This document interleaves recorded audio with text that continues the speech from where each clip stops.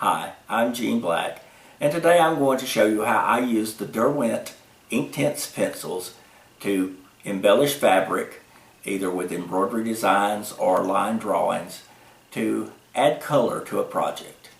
So let's look at the supplies. We're going to start with the Derwent Inktense Pencils.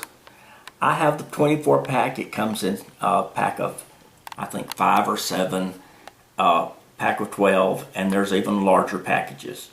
You can get them online or at your local art store, possibly at a hobby store. You'll also need a sharpener because your pencils do need to be sharpened, and you want a nice sharpener that will give you a good point without wasting your pencil. You will also need some paint brushes. You're only going to need 2 or 3 paint brushes, and we'll talk about those when we get to the painting part. You're going to need a container with water. I'm using a recycled plastic tub that I think Cold Cuts came in. I just rinsed it out and used it because I like to recycle. You'll need something to blot your paintbrush on, and I've got a paper towel here that I have already used for this process. Then you're going to need something to activate the pencils. It has to be activated with moisture. You can use a textile medium, which I will show you some that I've done with textile medium, or you can use a very inexpensive aloe vera gel. I got this at the dollar store, or for those of you in Canada, that would be the Looney store. It is really cheap, and it's really effective. Also, you're going to need fabric. I'm using a white solid from Island Batik. This is the Island Batik white fabric. They're white solid. They use their base fabric that they print their batiks on, so it's a nice densely woven fabric. Your fabric does need to be organic, but you can use any weave of fabric as long as it is an organic, such as cotton or silk, and this process will work. You do need to be able to, it needs to be able to be wet and to be heat set. And I have shown a nice loose design, as well as this design with the tulips, which is far more intense and would require a lot more detail work. But you can also draw it with a line drawing, like here. I used a micron pen to draw this, or you can use the pencils themselves and do your drawing using the colors that you're going to use as you paint it. The difference with these is you do not have a barrier like you do with the embroidered projects. So you have to be a little more careful. So now we're going to break off and we'll come back. For this project that I'm going to show you, I've chosen 3 pencils, the Shiraz, the Fuchsia, and the Violet. And I will start coloring now and explain what I'm doing as I do it. I kind of have a plan for this. First, I'm going to do the center circle with the Shiraz. And you want to use the sharpest part of your pencil to get right up against the edge of the stitching or your line if you have a drawn line without going over it. Now this doesn't have a line here, so I'm just making it up as I go. You do need a good sense of fun and adventure and a little imagination. As I'm coloring, I may stop talking because I get rather intense when I do this type of work, and I just forget. Okay, and then we're done with the Shiraz, and I've got the Violet, I've got the Fuchsia. So what I'm going to do with the Fuchsia is color in probably from roughly here to here. Again, going around those outside edges first, building up. You can color more in an area over and over to get a deeper color, and pressing a little harder also gives you a little more color. Just be careful.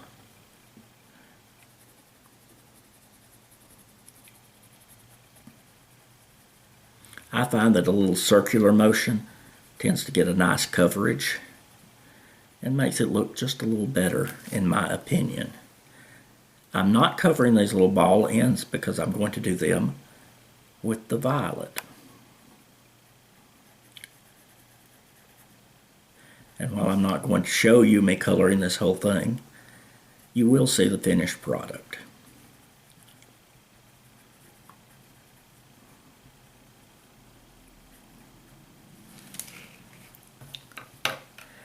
Don't worry too much about getting perfect coverage. I'll show you a trick later when I am painting the color, the activator on one, how you can fix that if you leave an accidental white spot.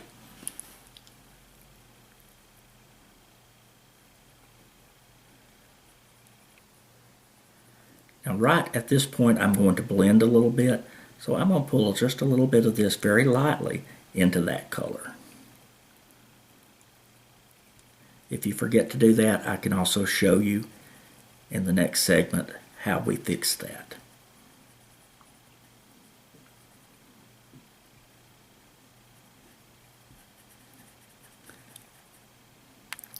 So that's how you do the coloring.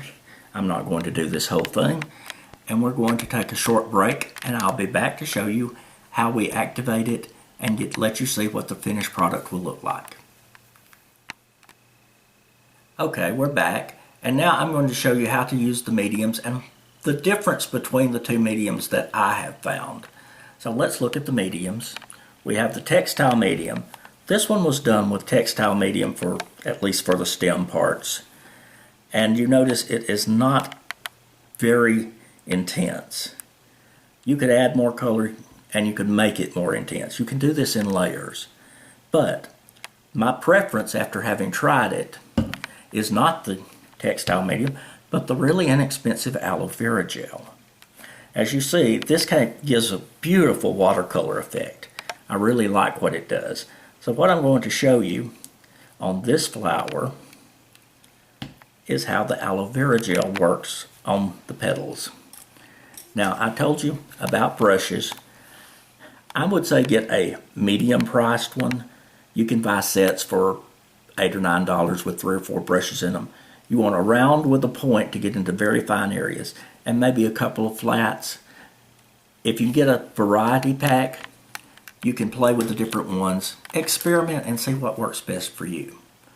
So now I'm going to use, I think, the smaller flat brush because this is a smaller area. I'll wet my brush and then dab it off. Then I'm just going to get just a little of this gel. Don't want much.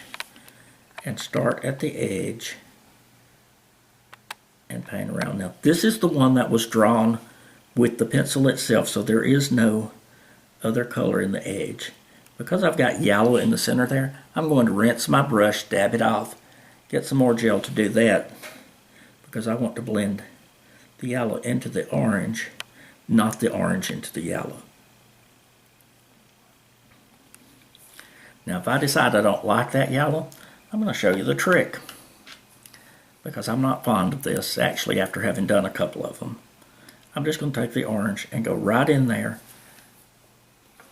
draw it right onto the wet, and then move it around a little. Get just a little more of the gel because we want to make sure it's fully activated, and come back in there. If at this point you decide you like a little bit of an outline, you can get a darker pencil. I'm going to grab the charcoal gray,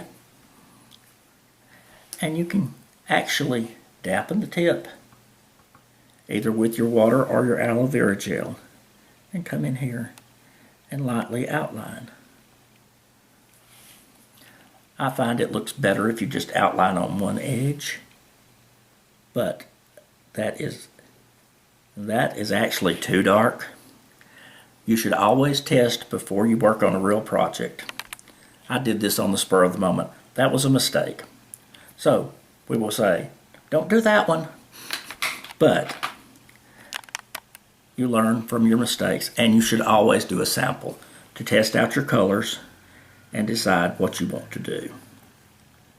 Picked up a little something on my brush there.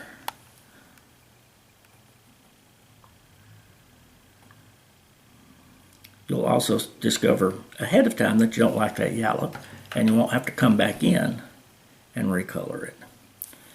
Actually, we could try recoloring that with just a little red in there to intensify the color in the center and then blend it out.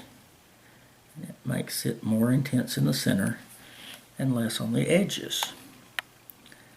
Okay, just for the sake of demonstration, I'm going to get some of the textile medium out, assuming I can get it open. And be aware, you do not need a big bottle. That's plenty.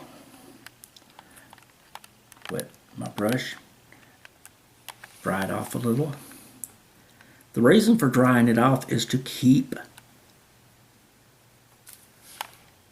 the textile medium and the color from bleeding out into your fabric. Actually, I'm going to take a little water here and show you what happens if you come in with just water, and you'll see that color immediately starts to bleed out. So I'll make that mistake so you don't have to.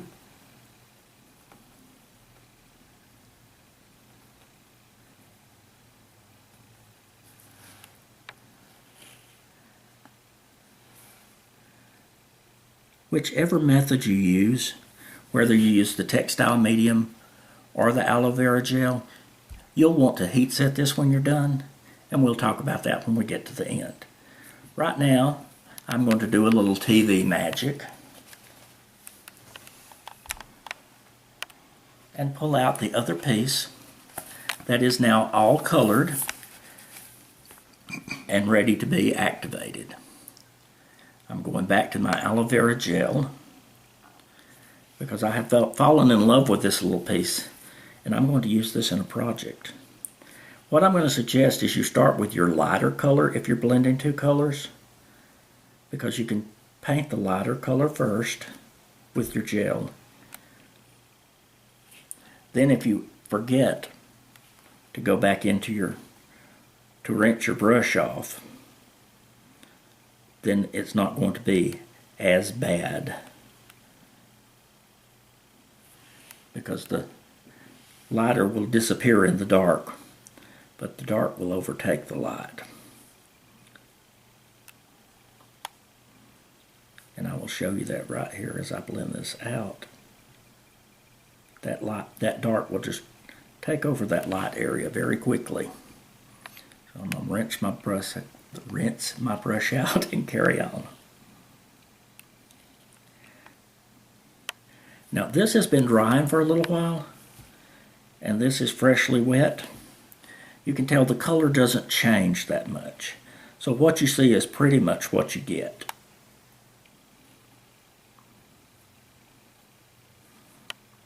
Now, there's not enough color right here at this edge, so I need to find the correct pencil that I have conveniently put back in the box. And you can just take your pencil and go right back in there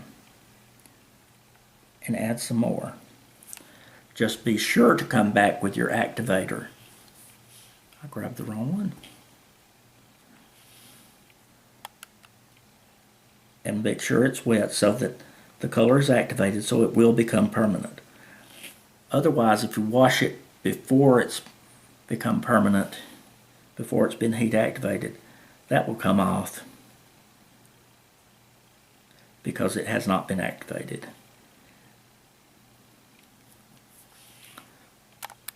Just did the dark color, so I'm going to go ahead and do dark color here.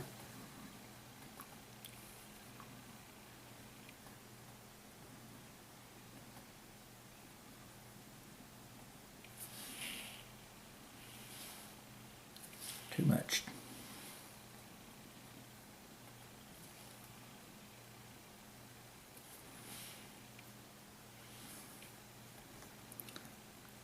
You will develop a feel for how much activator you want on your brush, and your choices may be different than mine, and that's fine because you are your own artist.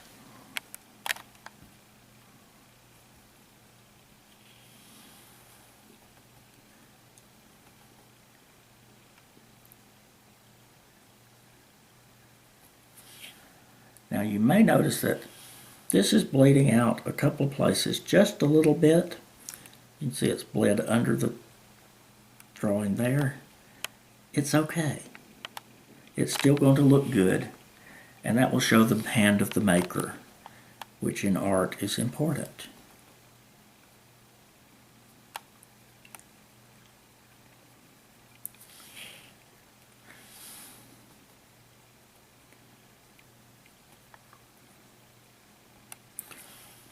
Right here is a perfect example of where I did not do enough blending in the coloring phase.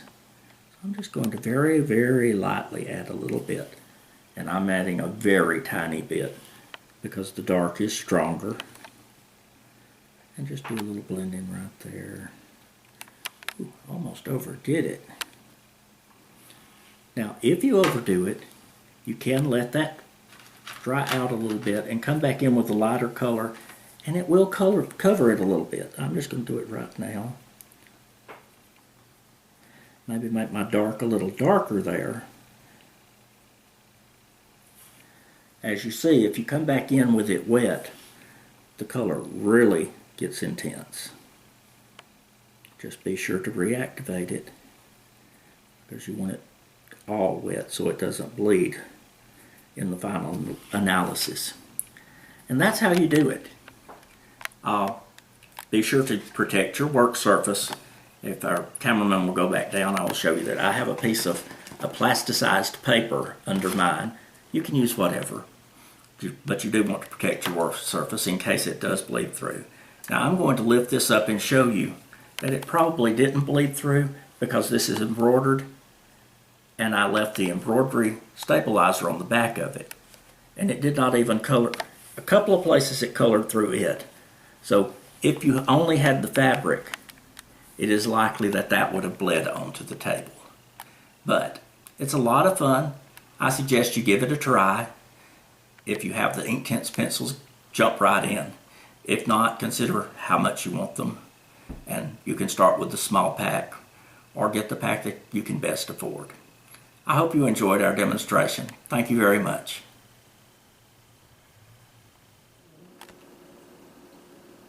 Hi, I'm Gene Black. Today I'm going to show you how I embellish fabric using Derwent Inktense Pencils.